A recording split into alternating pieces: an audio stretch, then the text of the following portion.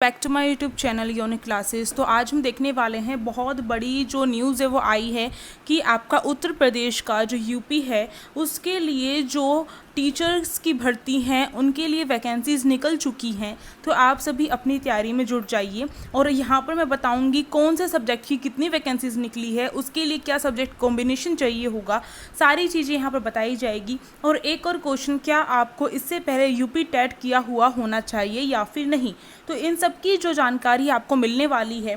तो सबसे पहली बात की जाए तो आपका जो ये एडवर्टाइजमेंट आया है हिंदी में ही होगा ये आपका। ये जो एडवर्टाइजमेंट है इसमें बताया हुआ है कि आवेदन की प्रक्रिया यानी कि जो ऑनलाइन फॉर्म भरे जाएंगे, एप्लीकेशन फॉर्म भरे जाएंगे आपके, वो कब से स्टार्ट होने वाले हैं।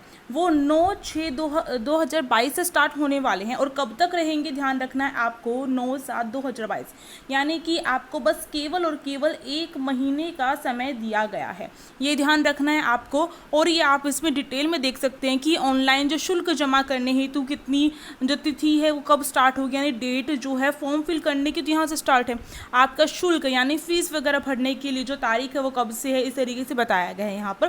केवल और केवल 1 महीना आपको मिलेगा, तो भूलिए नहींगा और आप ध्यान से कर लीजिएगा। अब यहाँ पर हम बात करेंगे आज जो आपकी इतनी ज़्यादा वैकेंसीज निकली हैं, देख सकते हैं आप इतने सारे जो पद हैं वो रिक्त हैं और इनको लेकर वैकेंसीज निकाली गई हैं यूपी के द्वारा। और यहाँ पर कुछ इंपॉर्टेंट चीज़ें, हम एग्ज़ाम पैटर्न की बात करेंगे, किस तरीके से आपका एग्ज़ाम होने वाला है, कौन कौन से जो सिलेक्शन के प्रोसेस हैं इसमें रहेंगे और किस टाइप के क्वेश्चंस आएंगे, सारी बात करेंगे। और अगर आप चाहते हैं कि मैं जो हूँ, हमारे चैनल पर D+B TGT सोशल साइंस की तैयारी करवाई जाती थी, अगर आप चाहते हैं कि यूपी को लेकर भी मैं जो हूँ यूपी जो TGT सोशल साइंस है उसकी तैयारी करवाई जाए, तो आप मुझे क्या है, आप मुझे कमेंट बॉक्स में कमेंट करके बता सकते हैं। तो अब देखिए यहाँ पर ये जो है ये आप रीड कर सकते हैं, इसका नोटिफिकेशन जो होगा ये मैं आपको जो टेलीग्राम ग्रुप है अपना उसमें दे दूँगी, लिंक डिस्क्रिप्शन बॉक्स में टेलीग्राम ग्रुप का, वहाँ पर जाकर आप देख सकते हैं। तो यहाँ पर इम्पॉर्टेंट चीज़ तो हमारी यही आती है कि किस टाइप से आपका जो एग्ज़ाम है वो रहने वाला है।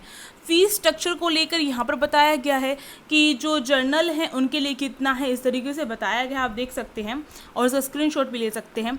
इसके बाद आपका जो इम्पॉर्टेंट है वो है हमारा कि किस तरीके से जो एग्ज़ाम है वो होने वाला है। एग्ज़ाम जो है आपका, देखिए भर्ती प्रक्रिया यानी कि आपकी जो पोस्ट निकली हैं, जो वैकेंसीज निकली हैं, उनकी भर्ती की प्रक्रिया किस तरीके से रहने वाली है। तो इसमें आपको ध्यान देना है कि ये जो है 3 या 4 चरणों में होगी।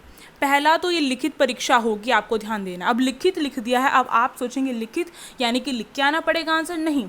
लिखित का मतलब यहाँ पर यही है कि ये जो होगी आपकी जो क्वेश्चन किस टाइप के आएंगे, वो आपके MCQ जो बेस क्वेश्चन है वो आएंगे, यानी कि बहुवैकल्पिक जो प्रश्न है वो आपके पूछे जाएंगे, ठीक है।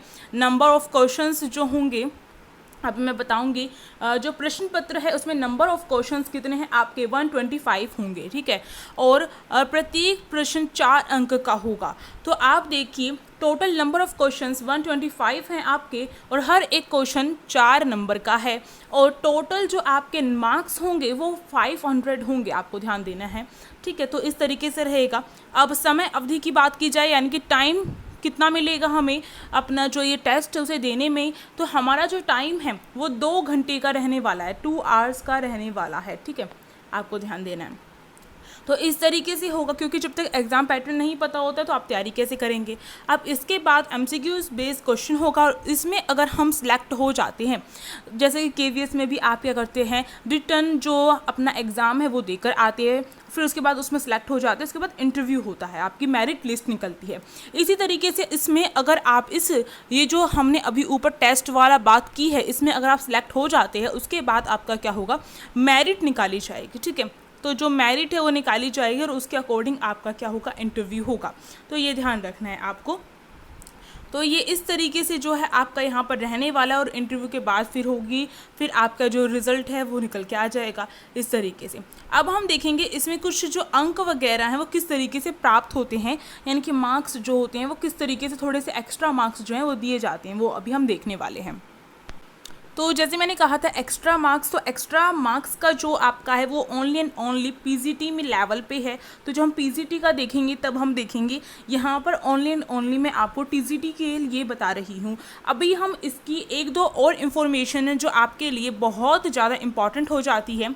वो क्या है, वो आपका ये है कि आपकी जो आवेदन करने की जो तिथि है वो क्या है, वो सब कुछ तो हमने देख लिया है। एज जो है वो कितनी होनी चाहिए, इस तरीके से अभी देखते हैं हम। तो आप देख सकते हैं जो एज यानी कि आयु सीमा जो है, एज लिमिट कितनी है। तो इन्होंने कहा है जितने भी जो एज आपकी यानी कि एज लिमिट 21 आप होने चाहिए, 21 ईयर के आप होने चाहिए, तभी आप इस एग्ज़ाम को फिल कर सकते हैं, ठीक है। और इसमें आपको कहा गया है 1 जुलाई 2022 से पहले आप क्या हैं 21 ईयर के होने चाहिए। यानी कि अगर मानो कोई व्यक्ति है, मान लो कोई ए है, वो जो है 2 जुलाई को क्या हो रहा है 21 का हो रहा है, जो लिखित है आपका सर्टिफिकेट, बर्थ सर्टिफिकेट, उसमें 2 जुलाई को हो रहा है, तो वो इसके लिए एलिजिबल नहीं होगा, इसका मतलब ये है, ठीक है। अब इसकी जो एलिजिबिलिटी है उसमें इन्होंने कहा है कि जो भी चीज़ है आवेदन पत्र प्राप्त करने की जो अंतिम तिथि है वो अर्हता की तिथि मानी जाएगी। तो ये बताया गया है इसमें। शैक्षणिक योग्यता अभी हम देखने वाले हैं, हर किसी की अलग अलग है और कॉम्बिनेशन ऑफ सब्जेक्ट्स भी जो है इसमें थोड़े अलग तरीके से इसमें लिए जाते हैं। तो चलिए देखते हैं फटाफट। तो सबसे पहली बात की जाए तो जो वैकेंसीज निकली हैं वो बालक वर्ग के लिए अलग से निकली हैं, आप देख सकते हैं, और बालिका वर्ग के लिए अलग है। यानी कि बालक वर्ग का मतलब है कि मेल कैंडिडेट्स जो होते हैं इसमें फिल कर सकते हैं, और आपको पता होगा मेल जो कैंडिडेट्स के लिए जो लिस्ट होती है इसमें जो है फीमेल भी जो है वो अप्लाई कर सकती है, ठीक है, ये बात ध्यान रखनी है। पर फीमेल वाले में जो हैं वो मेल जो कैंडिडेट्स हैं वो अप्लाई नहीं कर सकते हैं, ये बात आपको अच्छे से ध्यान रखनी है। अब देख लेते हैं इसमें जो वैकेंसीज़ है किस तरीके से आप देख सकते हैं अपने सब्जेक्ट के अकॉर्डिंग जो भी आपके वैकेंसीज़ हैं, मतलब कि किसी के पास इंग्लिश है तो कितनी निकली है, जनरल, ओबीसी, एससी, एसटी इनके लिए बता रखी है, आप देख सकते हैं। तो देखिए आप स्क्रीनशॉट ले लीजिए और आराम से देख सकते हैं। और इसी तरीके से जो फीमेल है, फीमेल के लिए अलग से जो वैकेंसीज़ निकली हैं वो आप यहाँ पर देख सकते हैं, ये इस तरीके से है। अब इसके बाद अगर हम इसके एलिजिबिलिटी क्राइटेरिया की बात करें तो मैं एक एक करके सबका बताऊंगी।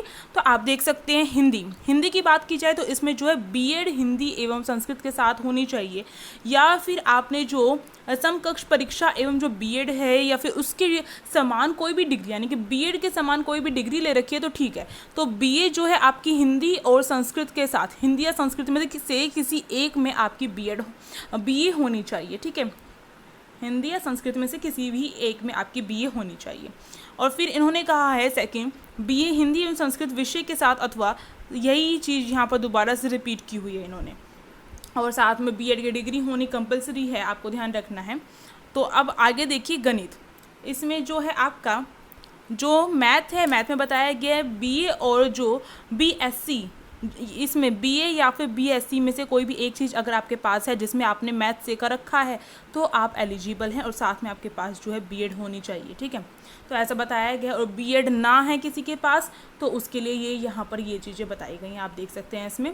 और यहाँ पर जो है हिंदी का आपको ध्यान रखना है कि हिंदी में आपके पास संस्कृत या तो 12th क्लास तक पढ़ी हुई होनी चाहिए आपने, या फिर 12th के बाद अगर बीए में की होनी चाहिए, ऐसा कुछ होता है इसमें।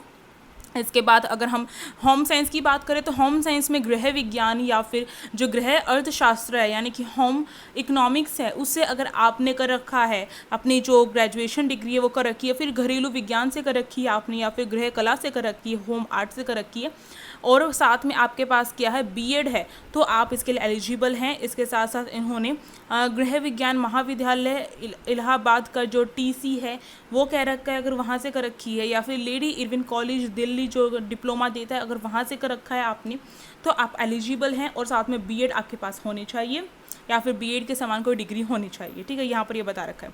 उर्दू के लिए भी वही है कि बीए जो है वो उर्दू से की होनी चाहिए, तो था एलटी या फिर बीटी या फिर बीएड या फिर कोई भी इसके समान कोई भी डिग्री या डिप्लोमा आपके पास होना चाहिए, ये चीज़ है उर्दू को लेकर। इंग्लिश की बात की जाए तो इंग्लिश में आपके पास बीए जो है इंग्लिश से की होनी चाहिए, इंग्लिश लिटरेचर से की होनी चाहिए, यानी कि अंग्रेजी साहित्य से की होनी चाहिए, अथवा यूजीसी द्वारा मान्यता प्राप्त जो विश्वविद्यालय होते हैं या फिर जो डिग्री कॉलेज देते हैं जो यूजीसी के द्वारा क्या है मान्यता प्राप्त हैं, वहाँ से आपको क्या है, वहाँ से आपने स्नातक डिग्री की होनी चाहिए 3 वर्ष की। और साथ में बीएड होनी चाहिए। तो बीएड तो हर किसी के पास है, मतलब सेम चीज यहाँ पर एक बात यहाँ पर निकल के आती है कि आपके पास बीए होनी चाहिए प्लस में बीएड होनी चाहिए। और जो कुछ सब्जेक्ट ऐसे होते हैं जैसे सोशल साइंस, साइंस हो गया, इनमें कॉम्बिनेशन सब्जेक्ट को लेकर थोड़ा सा यहाँ पर वो रहता है। तो कॉम्बिनेशन सब्जेक्ट की बात करें क्या क्या होना चाहिए। संस्कृत, तो संस्कृत में कह रखा है कि बीए संस्कृत से की होनी चाहिए आपने, तथा एलटी और बीटी या फिर बीएड इनमें से कोई भी एक जो डिप्लोमा आपके पास होना चाहिए, ठीक है। अगर ये नहीं है तो इन्होंने कहा है कि वाराणसी संस्कृत जो विश्वविद्यालय द्वारा प्रदान जो शास्त्री या फिर आचार्य की जो उपाधि होती है वो आपने ली होनी चाहिए और साथ में बीएड की डिग्री की होनी चाहिए, तो आप जो है इसके लिए मान्यता प्राप्त हैं। अब देखिए यहाँ पर वाणिज्य यानी कि कॉमर्स की बात की जा रही है। तो कॉमर्स में इन्होंने कहा है कि बीकॉम होनी चाहिए आपके पास और उसके साथ साथ आपके पास जो है बीएड की डिग्री होनी चाहिए, बीकॉम प्लस में बीएड की डिग्री। कृषि के लिए आपको यहाँ बताया गया है बीएससी जो है कृषि के क्षेत्र में की होनी चाहिए और साथ में बीएड की डिग्री होनी चाहिए। और यहाँ पर और भी कुछ अथवा बता रखे हैं कृषि को लेकर, आप यहाँ पर इसे रीड कर सकते हो स्क्रीनशॉट लेकर। कला को लेकर जो है यहाँ पर बताया गया है कि जो यहाँ पर आप देख सकते हैं इनमें से जो आर्ट्स जिसके पास है वो इसे स्क्रीनशॉट लेकर पढ़ सकता है। अब हम फिज़िकल एजुकेशन की बात करें तो फिज़िकल एजुकेशन में इन्होंने कहा है कि आपके पास क्या होना चाहिए। फिज़िकल एजुकेशन से वही बात है कि फ़िज़िकल एजुकेशन से जो डिप्लोमा वगैरह है वो आपने किए होने चाहिए, आप इसे रीड कर सकते हैं। इसके बाद आपका मेन जो यहाँ पर, क्योंकि जो विज्ञान होता है उसमें आपका कॉम्बिनेशन सब्जेक्ट वगैरह को लेकर दिक्कत होती है, तो भौतिक विज्ञान और रासायनिक जो विज्ञान है उसके साथ बीएससी की होनी चाहिए, साफ साफ बता रखा है। यानी कि फिज़िकल जो आपकी होती है और रासायनिक यानी कि केमिकल, ठीक है। तो ये जो है इन दो सब्जेक्ट से आपके पास होना चाहिए बीएससी और बीएड साथ में प्लस होनी चाहिए आपके पास, ठीक है। फिर इसके बाद जीव विज्ञान को लेकर बताया गया, जीव विज्ञान जो है उससे बीएससी करनी चाहिए आपको, होनी चाहिए प्लस में बीएड की डिग्री होनी चाहिए, ठीक है। सामाजिक विज्ञान यानी कि आपका एसएसटी, जिसके लिए मैं कह रही थी आपको कि अगर आप इसकी तैयारी करना चाहते हैं तो आप मुझे कमेंट बॉक्स में बता सकते हैं। सिलेबस अगर जानना चाहते हैं तो सिलेबस के लिए भी आप मुझे बोल सकते हैं। तो जो सामाजिक विज्ञान है उसके जो 2 विषय हैं कम से कम आपके पास होने चाहिए, यानी कि 2 सब्जेक्ट ऐसे होने चाहिए बीए में, यानी कि बीए के अंदर आपने 2 सब्जेक्ट एसएसटी के पढ़े होने चाहिए। और वो तो 2 सब्जेक्ट कौन से होने चाहिए, इन चारों में से कोई से भी 2 सब्जेक्ट अगर आपने अपने बीए में पढ़े हुए हैं तो आप एलिजिबल है, वरना नहीं है। और साथ में बीएड होनी चाहिए आपके पास, ये कंपलसरी है। और यहाँ पर यूपी टेट, सी टेट इस तरीके की कोई भी चीज़ नहीं बोल रखी है। तो यानी कि बीए ग्रेजुएशन प्लस में बीएड की डिग्री है तो आप एलिजिबल हैं अगर आपके सब्जेक्ट मैच कर रहे हैं। तो एसएसटी की बात हो गई। आप देखते हैं हम आगे। तो यहाँ पर आप हमको जो है संगीत को लेकर इतना सब कुछ बता रखा है, आप देख सकते हैं इसमें, और संगीत वादन इन सब को लेकर बता रखा है यहाँ पर।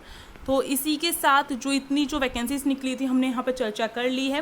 तो ये हमने यहाँ पर हर किसी के हमने देख लिए कि क्या सब्जेक्ट होने चाहिए बीए में और प्लस में बीएड की डिग्री होनी चाहिए। तो आप देख सकते हैं कि आप एलिजिबल हैं या नहीं हैं। कोई डाउट है तो कमेंट बॉक्स में कमेंट करके आप पूछ सकते हो मुझसे। और अगर आपको जो ये टीसीटी सोशल साइंस है उसकी वीडियोस चाहिए एग्ज़ाम के लिए तो आप मुझे बोल सकते हैं। तो अब हम मिलेंगे नेक्स्ट जो भी वीडियो होगी उसमें। वीडियो अच्छी लगी तो लाइक, शेयर एंड सब्सक्राइब। और आप हमारे चैनल को जो है सपोर्ट करने के लिए क्या कर सकते हैं, अपने फ्रेंड्स के साथ शेयर कर सकते हैं। Thank you for watching this video.